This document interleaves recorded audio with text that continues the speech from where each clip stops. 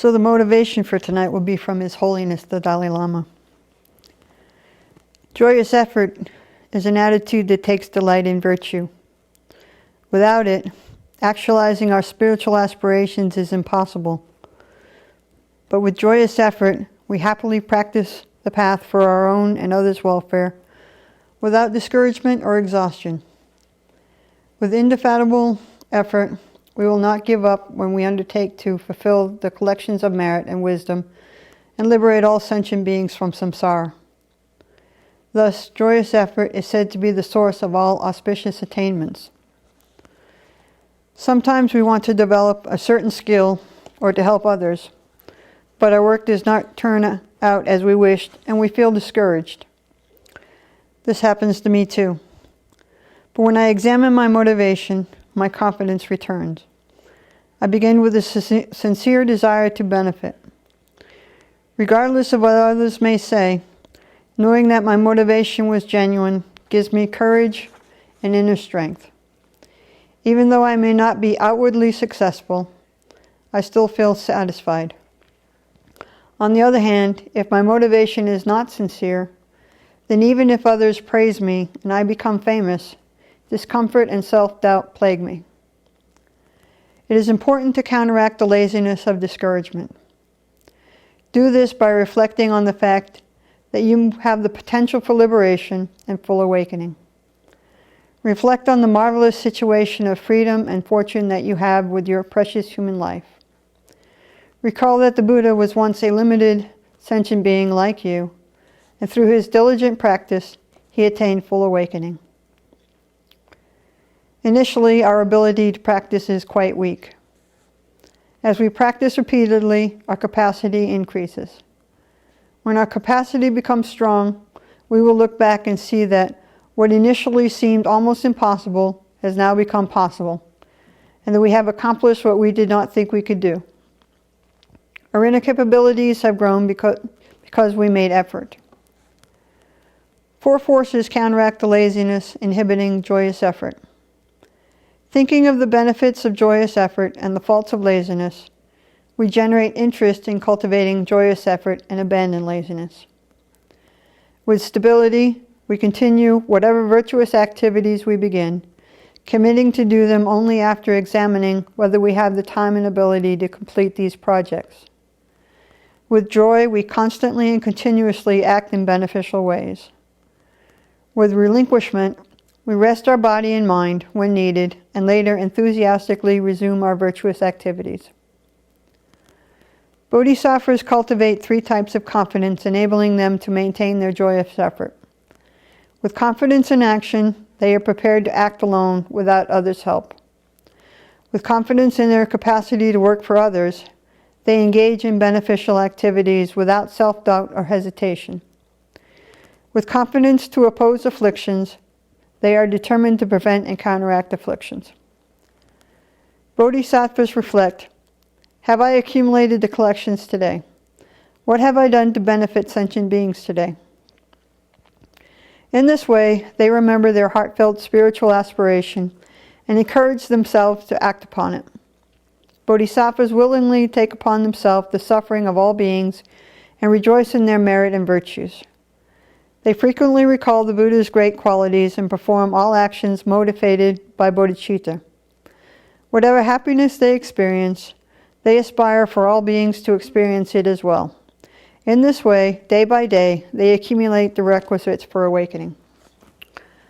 Let's all follow this path of the Bodhisattvas in joyous effort and continue to motivate ourselves and proceed along the path.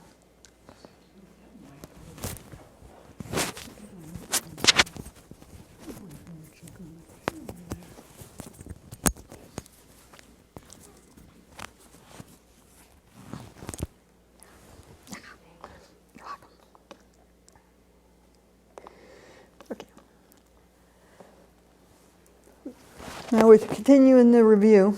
Venerable Chodron went over 3 different topics, and they were the 8 worldly concerns, the 6 benefits of thinking about death, the 6 disadvantages of not thinking about death, and the 10 innermost jewels of the kadampa tradition. Since there was an awful lot of information there, I'm going to start with the 10 innermost jewels of the kadampa tradition. Okay? So these are Venerable Chodron's words, and we'll go by what she said, and we'll also be using the 3 principal aspects of the path by Geshe Sonam Rinchen, edited and translated by Ruth Sonam. Okay, so when you hear them, they sound very extreme, but it is helpful to meditate on them because they sound so extreme. And another way, just taking the time and thinking in this way and trying to train our mind in this way really makes the mind settle down and really dispels the dissatisfaction and the complaining mind. This is a very radical way to think, where even just trying to think in this way steers our mind in the right direction. It's having a kind of intensity to just go through no matter what comes up. Whatever the situation is, you meet it head on. You practice as best as you can. You don't give up. You just really stick to your practice. And she said, and she emphasizes, trying to imagine what it would be like to feel the way these 10 feelings are described really transforms the mind. So these are the 10 innermost jewels of the kadampa tradition. They're broken down into 3 groups. The first are the 4 trusting acceptances, then the 3 vajra convictions, also called the 3 abandonments, and then there are 3 mature attitudes. So what's the first of the 4 trusting acceptances? You'd be happy to die. Well, that's one of them. Actually, the third one. As our innermost outlook on life, be willing to accept the Dharma with total trust. That is the first one. She said, reflect that we have this precious human life. Death is certain, the time of death is uncertain. At death time, body, family, possessions, none of those things help. Dharma is the only thing that will help us at the time of death, so it's the only thing that makes sense to look at during our life. You think like this. You follow that step by step, and then as our innermost outlook on life, be willing to accept the Dharma with total trust. Really making the Dharma the cornerstone of our life. Not just the worldly life and the Dharma. Make it 50-50. The Kadampa masters say 50-50, not going to work. That's quite extreme. But she said it was really true. If you can really devote your whole life to the Dharma and really trust the Dharma, then you'll get some real practice done. If we're trying to bargain, it's not going to work. Now we're going to find out what Geshe Sonam Rinchen says about it.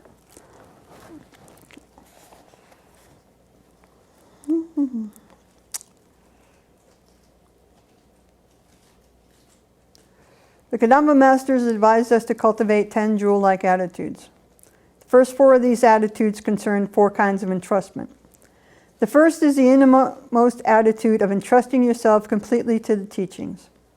To develop this attitude, consider the preciousness of your human life, the rarity of a life like this, and how meaningful it is in terms of your potential. How brief life is. You have no idea when you will die. It can happen at any moment and at any time.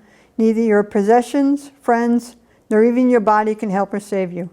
Nothing but the teaching is of any use then.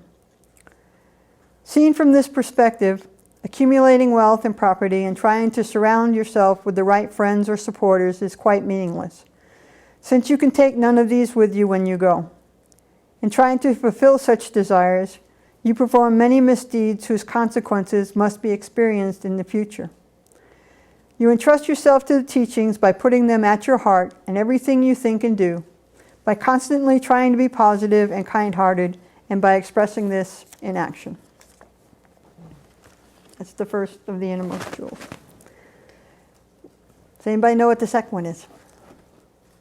Being willing to accept for the Dharma even to be a beggar. That's right. As our innermost attitude towards the Dharma, being willing to accept with total trust, even to become a beggar. And Westerners are not really keen on becoming beggars. We want to practice the Dharma like normal people, whatever that means, and in comfort. Here in these innermost jewels, it isn't saying that we have to outwardly live this way. It's saying to have the mindset and a conviction and trust in the Dharma that we would be willing to live like that if that's what we had to do in order to practice the Dharma. How do we get our mind to think like that? To think that it is more important to work for the long-term benefit than for the short-term things. Generating bodhicitta, generating renunciation are much more important than seeking the happiness of this life. When we meditate like this, if we can go deep into our meditation, then it conquers the fear we have of not having the essentials for practice. We can want to practice, but sometimes our mind gets really afraid. We're trying to work with the mind that has become so attached and can become anxious and fearful. And by cultivating these kinds of thoughts and really seeing the importance of the Dharma, so much so that the Dharma is much more important than a comfortable bed and a roof over our head.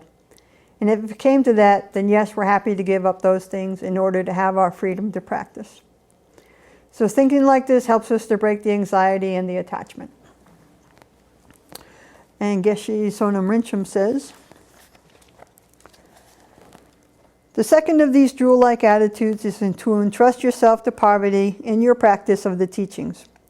You do not need to live a life of poverty, but if necessary, you should be ready to do so by overcoming attachment to pleasurable sights, sounds, smells, tastes, and tactile sensations. This will bring you contentment. How can you hope to reconcile an unquenchable thirst for the best of these things, which consumes your attention and energy, with true practice? Perhaps you fear that by putting the teachings at the center of your life, you will one day lack even the most basic amenities and become so poor that you will be forced to beg.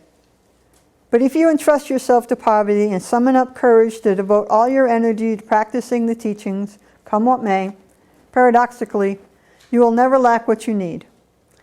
The Buddha himself predicted that those of his followers who practiced with dedication would never die of starvation. There is a saying that if the meditator doesn't roll down the mountain, the food will roll up. Okay. The Kadampa master Geshe Bangyangyel reformed, before the Kadampa master Geshe Bangyangyel reformed, he owned so many fields in Penpo that 40 bags of barley seed were needed at sowing time.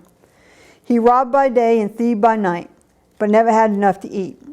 Yet when he began to practice the Buddha's teachings, he had more than enough. He said, "Before my mouth couldn't find food, but now the food can't find my mouth."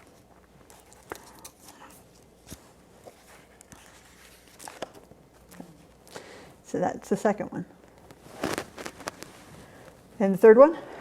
Stephen? Accept Dharma even having to die. Yeah. As our innermost attitude towards becoming a beggar, being willing to accept with total trust, even having to die. So look at the fear and anxiety that there is there. Even if you try to go do long retreats, we can't do it because we are so afraid that we're running down to town all the time to get ourselves some food, because we're afraid of what we're going to do if we starve. And I imagine she's not talking about the people who live at this Abbey. How do we get to that innermost thought of becoming a beggar, being willing to die, if that's what it entails? If we're afraid of starving, remember that we have never given up our life for the Dharma. We've given up our life in previous lives for all sorts of stupid things, out of pride, arrogance, etc., etc. They say it's better to die having the Dharma than being surrounded by tons of wealth.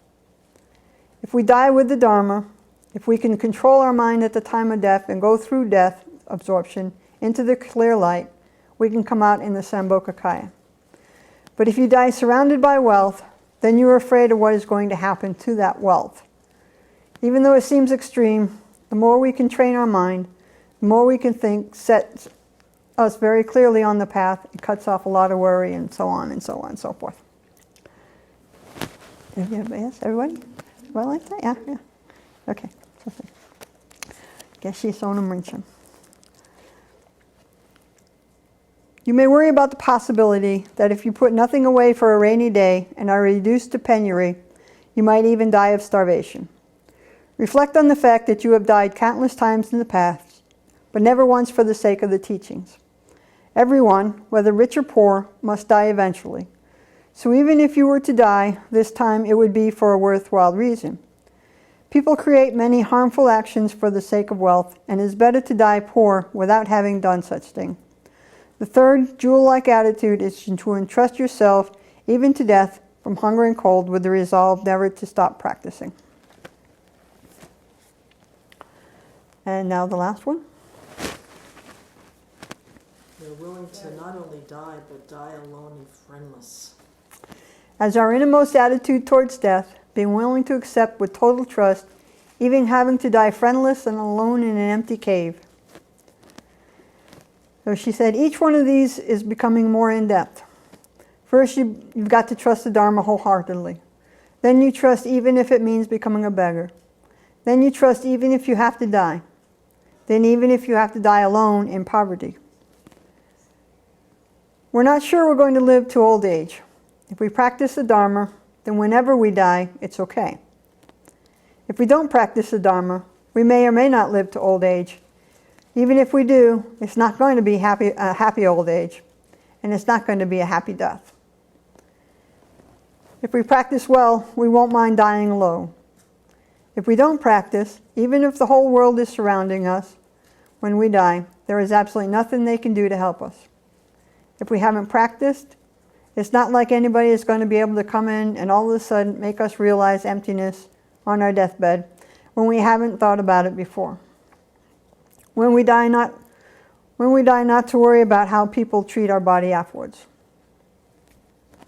Okay. So, guess she's on.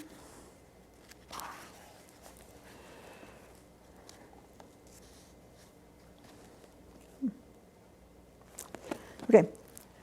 Now you might be anxious about who will look after you when you grow old and who will dispose of your body in the proper way when you die. Such worries reveal that you are still ensnared by worldly concerns.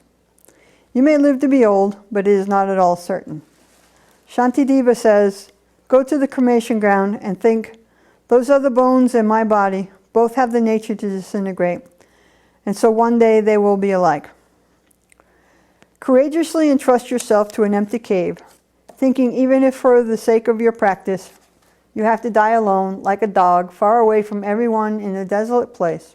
You will not be afraid or distressed. This is the fourth jewel-like attitude. The Buddha's life teaches us about the four attitudes of entrustment. Leaving behind the luxury of his father's palace, he adopted the simple life of an itinerant ascetic and devoted himself wholly to practice.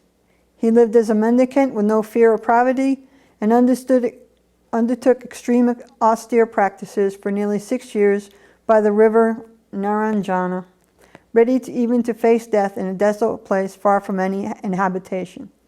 This shows us the importance of complete trust and dedication. Okay. Now I'm going to read a little poem from Milarepa.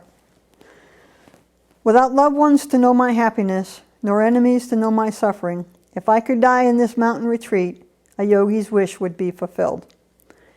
Without friends to know I'm growing old, nor my sister to know when I'm sick, if I could die in this mountain retreat, a yogi's wish would be fulfilled.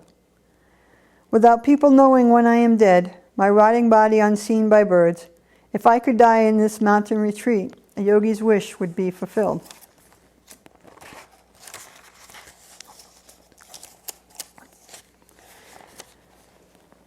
Just flies to suck my flesh and bones, and worms to eat my veins and sinews. If I could die in this mountain retreat, a yogi's wish would be fulfilled. No human traces at my door, and inside no trace of blood. If I could die in this mountain retreat, a yogi's wish would be fulfilled. Without any people around my corpse, and none to weep when I'm dead, if I could die in this mountain retreat, a yogi's wish would be fulfilled. With none to ask where I have gone, and no certainty that he went there, if I could die in this mountain retreat, a yogi's wish would be fulfilled. May this beggar's last prayer at death, made in a cave in a desolate place, be for the good of living beings, and if it be my wish, is fulfilled. Such utter dedication to practice of the teaching is the road many great masters of India and Tibet have taken. Follow in their footsteps and avoid the byways on which it is easy to get lost.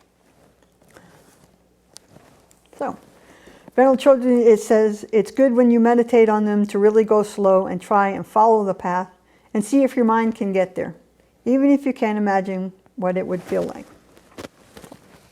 We got there. Okay, so those are the 4 entrustments. Next are what? The 3 Vajra convictions, also known as the 3 abandonments. So what's the first one? To go ahead and practice and not think about what other people think about you, or, To go ahead without consideration for what others think. Abandon the influence of friends and relatives who discourage us from practice. Abandon attachment to reputation. Just have the mind set on transforming the mind, on attaining realizations. What are you abandoning with this first one?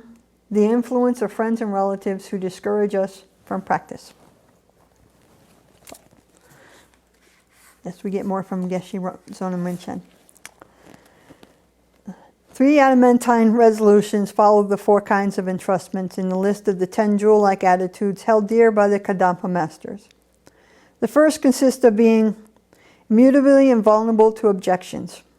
Your parents and other loved ones will worry over what might happen to you if you give up all normal concerns and devote yourself entirely to the teachings.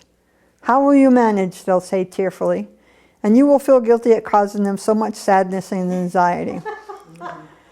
Let nothing they say deflect you from your purpose, and hold firmly to your resolution. The Buddha left his parents, his wife, and his companions at court to live in a way that he hoped would ultimately make him of greater use to them. Atisha too gave up a royal life, and although his father could not bear the prospect of separation, Atisha reassured him that by enduring this parting, they would never be separated in future lives. Isn't that nice? Okay, so that's the first one. What's the second one?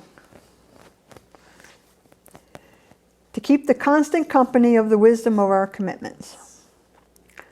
Venerable Chodron says, be completely devoted to keeping whatever precepts and commitments we took, to really treasure those and center our life on keeping those commitments.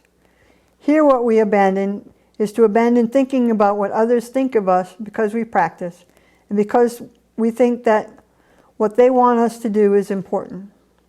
Really guard our practice and unify our lives, and really keep our commitments in all situations.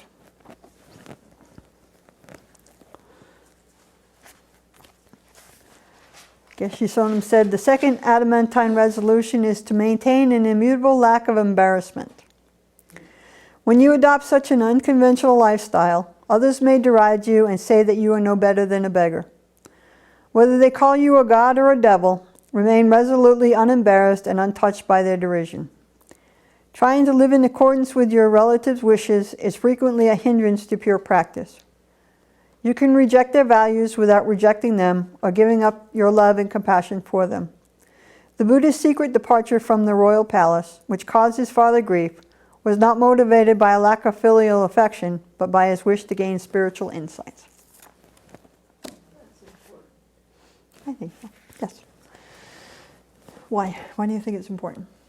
Well, it's just an important distinction because, the family's interpretation can be that it is a lack of filial affection. That it's all about me and leaving me, and I'm grieving the future that we'll never have, and blah, blah, blah. But to emphasize in yourself that it's not, it's easy to get hooked that way. But to emphasize in yourself that it's about realizing spiritual aspirations, which the family may or may not have inclination toward. It's just important to hold that in mind, I think. Okay, yeah, I like it. Okay, and the last one is to carry on continuously without getting caught up in useless concerns. What we abandon here is attachment to the pleasures of this life, because we can set up an incredibly good Dharma situation, and then we can't really live in it because we're so attached to other things.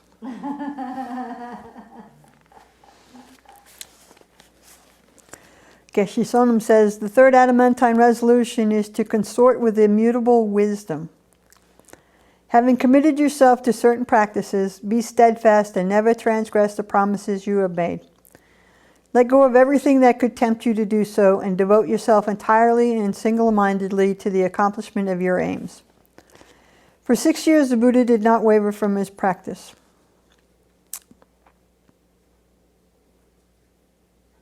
Yes, okay, good. Say that again, the first it said devote yourself. What was the word he used? That was really nice. Constant immutable No, wisdom. Oh, consort with immutable The wisdom. next sentence. Having committed yourself to certain practices, be steadfast and never transgress the promises you have made. Devote yourself. Let go of everything that could tempt you to do so and devote yourself entirely and single-mindedly to the accomplishments of your aims. Boom.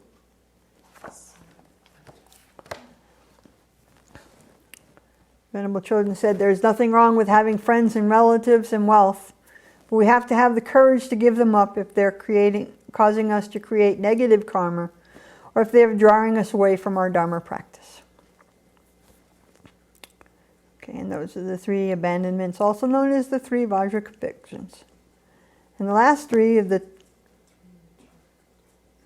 10 innermost jewels of the Kadampa tradition are the 3 mature attitudes. Venerable called them the 3 mature attitudes towards being expelled, finding, and attaining. So the first one, being willing to be expelled from the ranks of normal people because we don't share their limited values. I knew there was something about us. Being willing to be expelled from your social circle, all your colleagues at work, all your Dharma friends, your family, because you have values that don't agree with the ones that they have. She used the examples of like believing in future lives and the functioning of laws of cause and effect. So you're willing to live by your beliefs and stand by those values no matter what.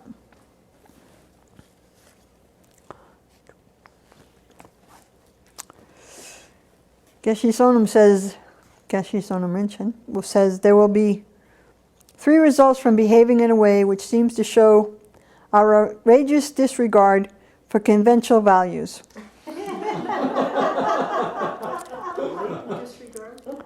Outrageous disregard. You place yourself outside the accepted norms of society, and others, whatever their social standing, will consider you insane because you are uninterested in the very things they consider of overriding importance and to which they devote their time and energy. They will shun you because they consider your conduct a challenge to their way of life, and so you will find yourself expelled from human society. The Buddha left the society of the court in which he had lived and set out alone to wander in uninhabited places. Great masters like Atisha, Shantideva, and others also had the courage to leave the comforts of a royal life behind. If we claim to be their followers, even though we may not ourselves be able to emulate their example, we can at least admire their actions and consider their implications. Any questions? This is like swimming upstream. You bet. Okay, so the second mature attitude. Being willing to be regarded among the ranks of dogs. Even if we receive poor food, we still courageously take on hardships. Miller Upper said, in degenerate times, hypocrites are honored, spiritual shysters are more in demand than gold and jewels, while sincere, humble practitioners are tossed aside like pebbles. So we have to ask ourselves, are we willing to be amongst the ranks of dogs? Or do we want to look like an important Dharma practitioner who struts around with a bunch of groupies following us? Which would you do?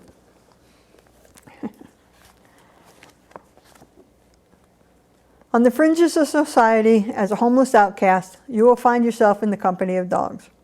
Like a stray dog, you will have to bear whatever hardships you face in obtaining food and shelter without complaint, and without allowing it to shake your decision to practice. When the Buddha sat meditating on the banks of Naranjana, he looked so emaciated that even the cowherds who occasionally passed that way mocked him, but nothing could deter him.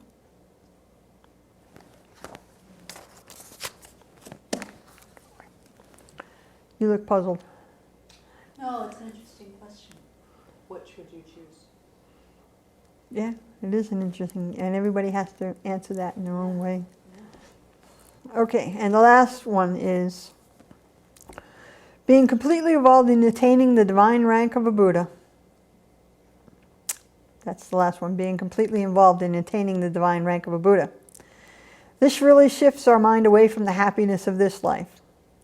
Turning our mind away from what other people think about us and just relying upon the inner happiness that comes from practicing the Dharma and gaining the realizations and joining the ranks of a Buddha.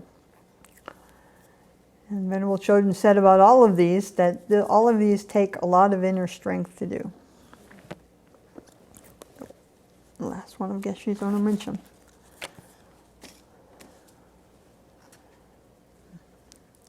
As a result of such resolute practice, you will attain the divine state of enlightenment, just as the Buddha did, which made him an object of homage by gods and humans.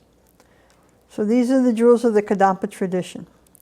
Contemplating them will enrich you and make you courageous. They express a complete turning away from all worldly concerns. If you adopt them, you will become fearless and your wishes will be fulfilled.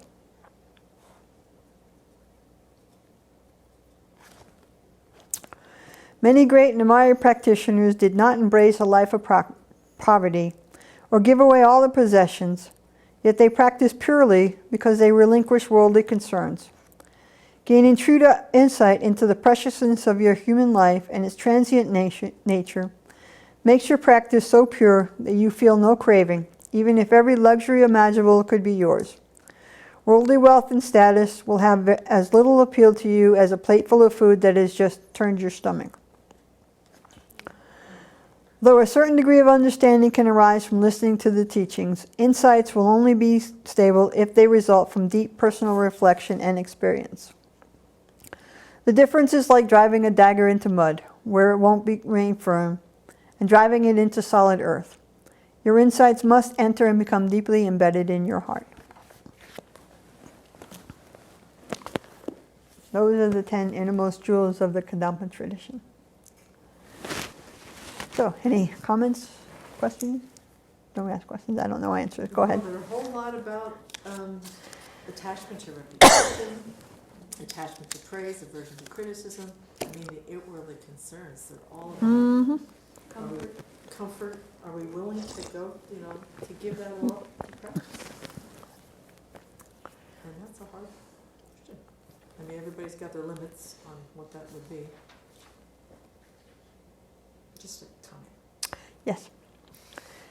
So it's generating concern for future lives is what Venerable, all of these 3 teachings was about. So here's what she says about it. We always hear Buddhism teaches you to be in the here and now. Take out all thoughts of hope and fears of the future. Why all these aspirations and goals? Shouldn't we be enjoying the present moment? The present moment is this long. And then you die. Yeah. So we shouldn't be attached to the present moment, is what she meant. It prevents us from paying attention to our own experience or paying attention to the Dharma. Isn't it usually attachment, anger, and confusion with jealousy and pride mixed in? Usually it's some afflictive state of mind, and then we're wrapped up in the story we're thinking about having to do with that affliction. I want to be in the present moment with my girlfriend lying on the beach in the sunlight, etc., etc., etc. And that you be in the present moment, yeah, okay. That doesn't make sense. We develop a whole scene, but we're totally in Never Never Land. We're completely in our own fantasy world. Attachment takes us out of what our experience is, and so do anger and resentment. We're holding on to things from the past. Anxiety takes us out of our experience in the here and now, and makes anxious stories about the future.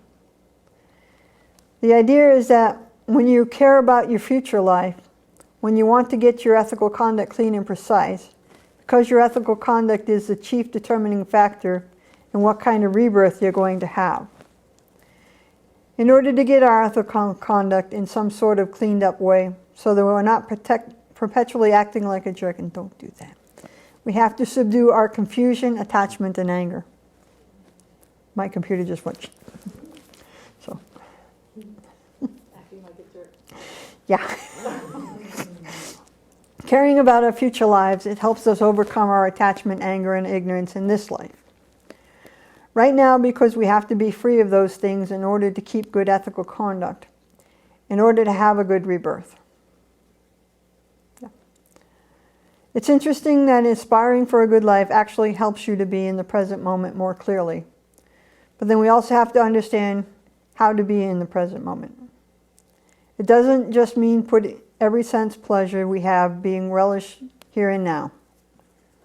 How does putting your mind on those things get you any closer to liberation and awakening? It doesn't. Especially if you're just enjoying those things with some kind of attachment in mind. If you're in the present moment using our wisdom, being aware of our impermanence, being aware of the nature of dukkha, the unsatisfactory nature of each moment, being aware of causal dependence.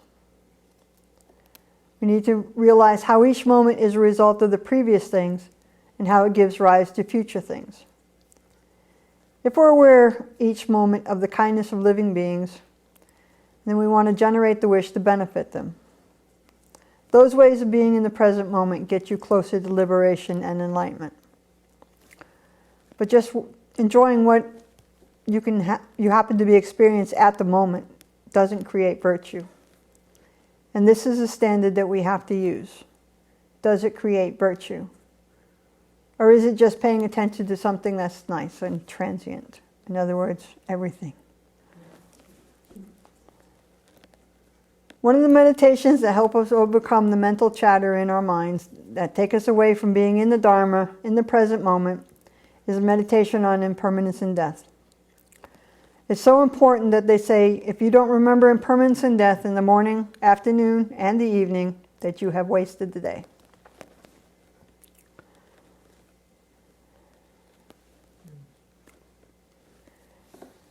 When you think about death and impermanence, it becomes clear that it is very important not to waste our time, especially getting mad at people or in attachment, or jealousy, or pride, or whatever you want to go.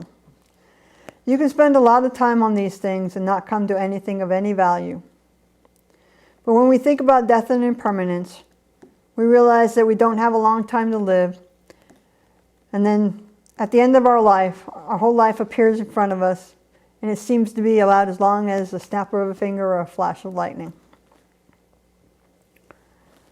So when we really think about death, that helps us to think, how can I make my life meaningful? Because I don't have forever to live, and it's going very quickly, and I can't go back and rerun anything. If you waste your time, that time is gone, and there's no way to go back and say, I wish I had not spent all that time watching television, reading magazines, or whatever it is, because that time is gone. The karma is already created. This meditation on death and impermanence is quite helpful for that, and for getting our priorities clear. What is really important?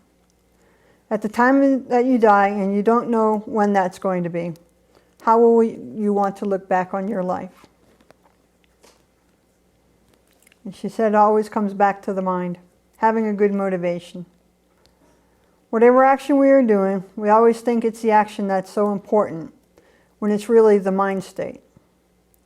You can pick anything that you are doing that is virtuous, but without a good motivation, it doesn't help you become awakened. So we're going to go, she started talking about the meditation on death and impermanence. It starts out with 6 disadvantages of not remembering death, and then 6 advantages of remembering death, and the 9-point death meditation, which I will not be going into, and then imagining your death, which I also will not be going into.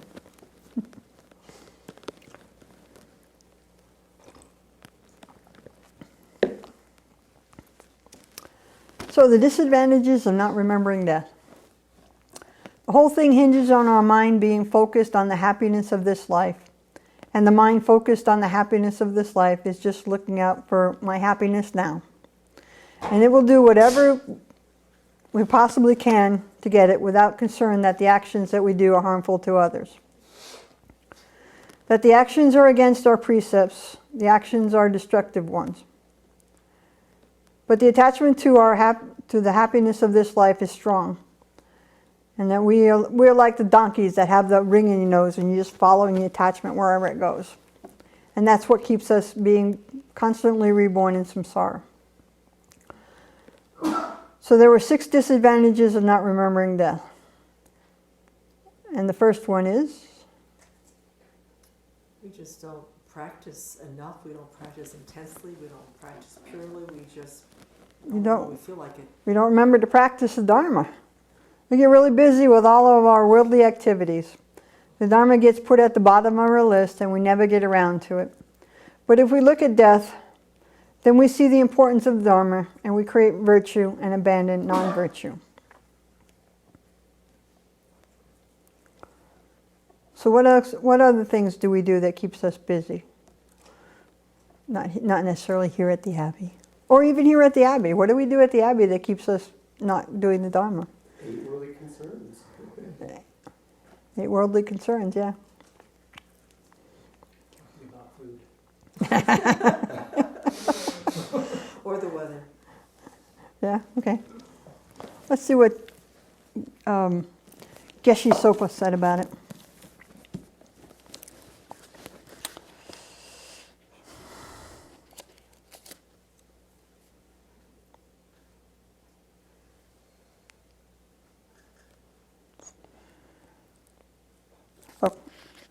None of your religious practices will be very strong or constant as long as you lack recognition of the fact that life is impermanent and goes quickly. This is a truth we conceal from ourselves. We pack it away and forget it. Then all our efforts go towards achieving the goals we set for this life. But no matter how hard we try to achieve great things, life will not remain. Every goal you set and each one you accomplish only brings you closer to death.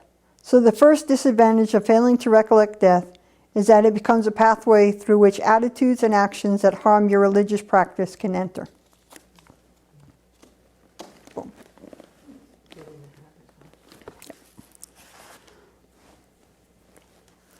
Okay. So the second one. Even if we are mindful of the Dharma, we don't really practice it now. We procrastinate.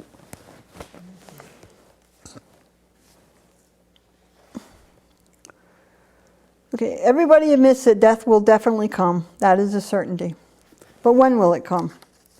Most people have a deep-seated feeling that death is not truly at hand, at least not anytime soon. With this attitude, you will not have the willpower to overcome the laziness of procrastination. You may understand that you should use your life meaningfully to prepare for future lives, but you will come up against the thought, I will take it slowly and practice a little later. Not now, next month. Maybe in the next few years, when I get old. Procrastination prevents a serious, determined effort to practice the Dharma. Under its power, you pass your time sleeping or lost in all kinds of distractions, like eating, drinking, and chatting away to no purpose. You will never be prepared when death does come.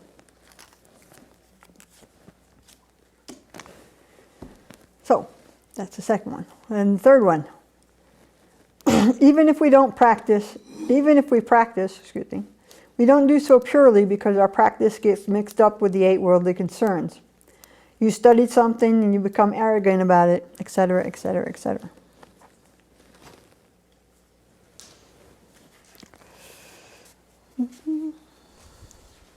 Okay. And Geshe Sopa says, however, if these worldly concerns are your primary focus, then even when you engage in virtuous behavior, meditate, and perform religious rituals, you will really be thinking about temporary goals. In the back of your mind, you will be thinking, this may bring me wealth, fame, or professional prestige. You may examine the meaning of what you have studied just for the sake of acquiring knowledge. You may meditate just to achieve contentment or some kind of power. When done only for the temporal happiness of this life, these actions are just like eating sweet food for the sake of deriving transitory pleasure. With that kind of motivation, whatever virtuous activity you try to do has neither power nor great meaning.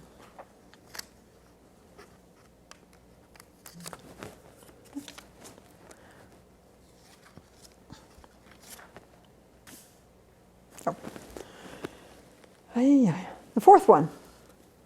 If we don't remember death, we will lose determination to practice earnestly at all times. We may practice, but our practice won't have the intensity, it won't have strength, it won't have consistency. You just do everything by rote on automatic. There's no hurry to practice the Dharma at all.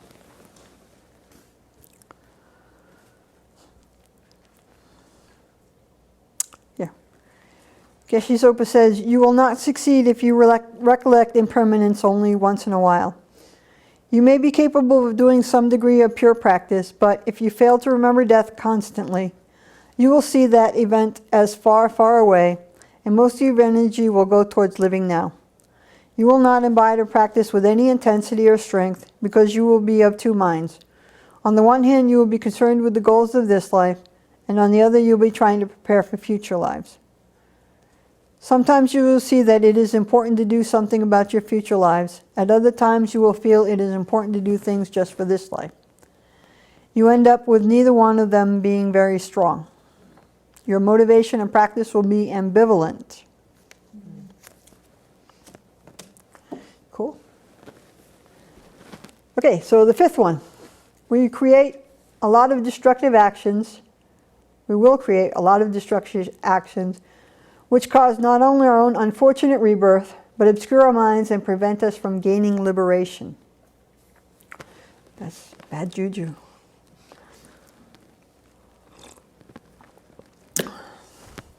Another disadvantage of not recollecting death is that you make yourself an unworthy person.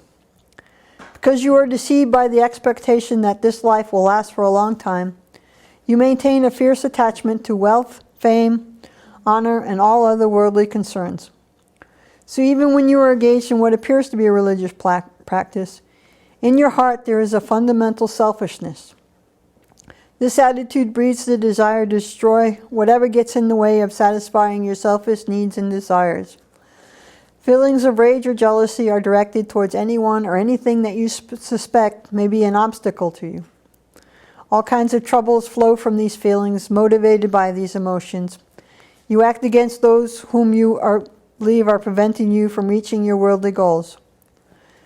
This chain of causation can lead to the worst kinds of things in this world. Fighting, the horrors of war, and even killing your own parents and children. In other words, out of those mental afflictions come all destructive actions. The 10 negative actions of body, speech, and mind, the automatic transgressions, and other similar evil deeds. All these destructive actions drawing you towards the fearful sufferings of the lower rebirths will increase day by day until they overwhelm you. Like I said, very bad juju. And the sixth disadvantage of not reflecting on death. We'll die with regret. We'll waste all our time, we won't purify, we won't accumulate merit, and we won't listen to teachings. At the time of death, all of the worldly things just vanishes, and we have nothing to take with us except the seeds of the destructive actions that we have done.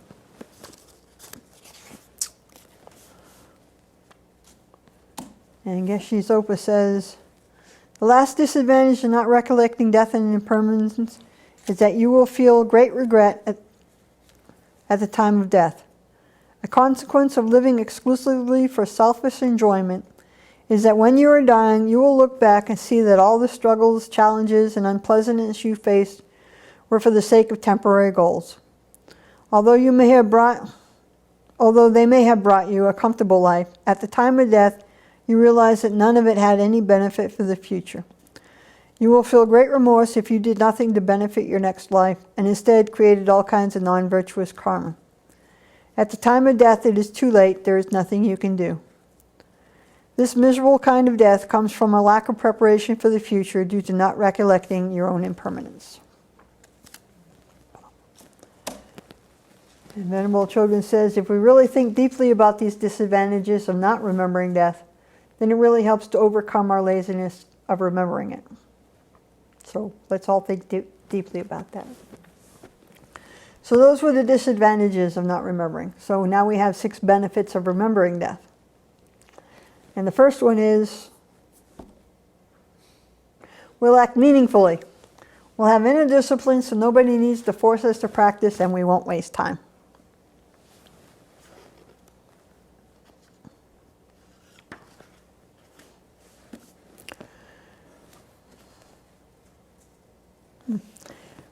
Geshe Sopa says, when you see all worldly goals as hollow, your strong ambition to obtain all your usual objects of attachment is transformed into the intent to use your life to seek the highest religious, spiritual goals. A determination to consistently engage in virtuous actions helpful to your future naturally comes from a constant awareness of death. You turn away from harmful actions. Without that constant awareness, you may try hard for a short time, perhaps for a few hours or a few days. You may practice so intensely that you cannot continue for a long time. Or you may practice very regularly, but without any force of intensity behind it. But led by the recollection of death, your effort will be both constant and strong. Through the remainder of your life, you will accumulate virtuous karma.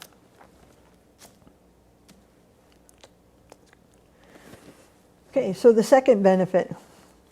All of our positive actions will be powerful and will be effective because we're unattached to worldly things. So we won't act with ignorance, anger, and attachment regarding them, and we'll be able to focus and concentrate on what we're doing.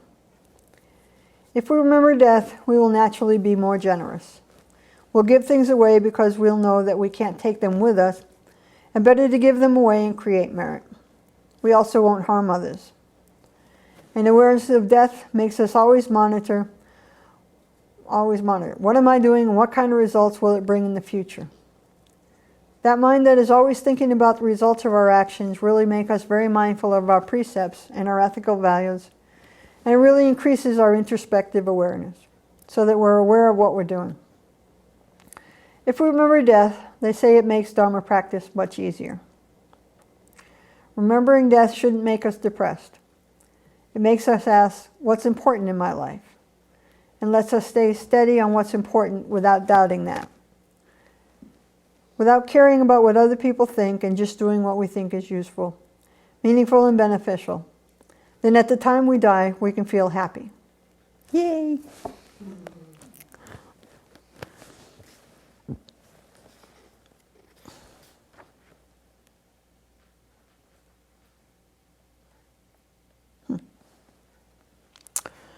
Geshe Sopa says, this practice is also praised for its great power. Like a hammer, it smashes the foundations of worldly activities. It crushes attachment to this life. All the harmful actions of body, speech, and mind are motivated by mental afflictions, hatred, jealousy, pride, and so forth. The mental afflictions arise in dependence upon the belief in the self, the desire to protect this life, and opposition to any interruption to happiness. The mental afflictions can no longer arise once you have an awareness of impermanence. They too are smashed with one blow of the hammer of recollecting death. This does not mean they were pulled out by the root, but they are subdued. How about that?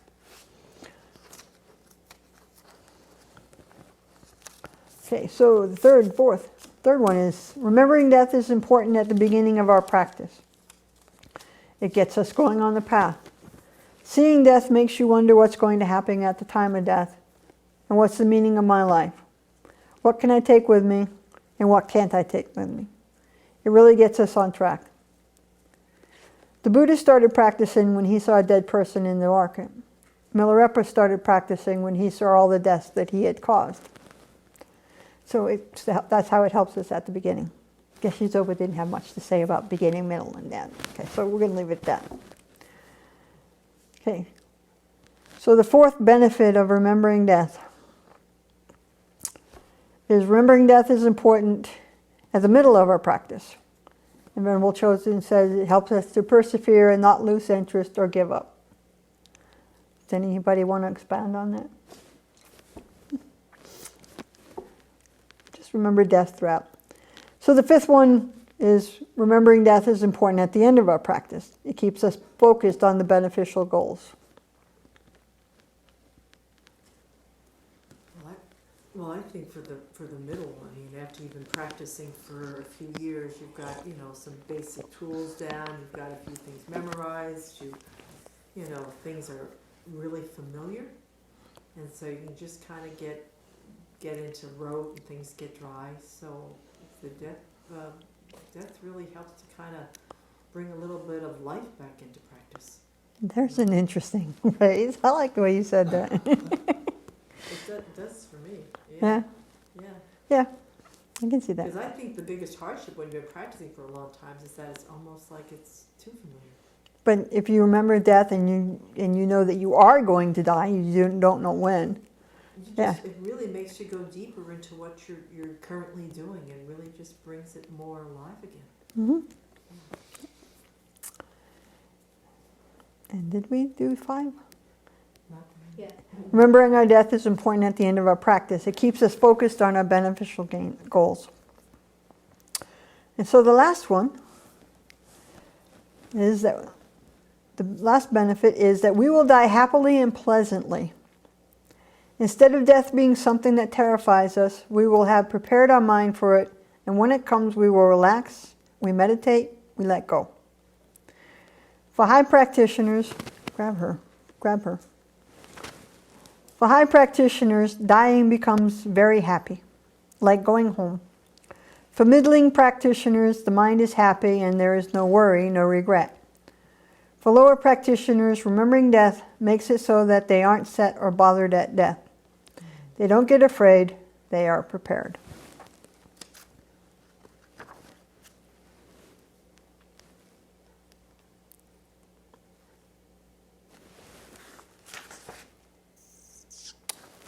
And that's it. Okay, so are we all happy you know about death and meditation and the 10 innermost jewels now? Ready to die happily? Ready to die happy. All right. Anything else? I'd say we have some work to do. That's what I mean. Oh, yes, absolutely. Just remember death in the morning, in the evening, in the afternoon, in the beginning of your practice, in the middle of your practice, the end of your practice. When you're feeling good, when you're feeling bad. And not to worry about what our friends and relatives think.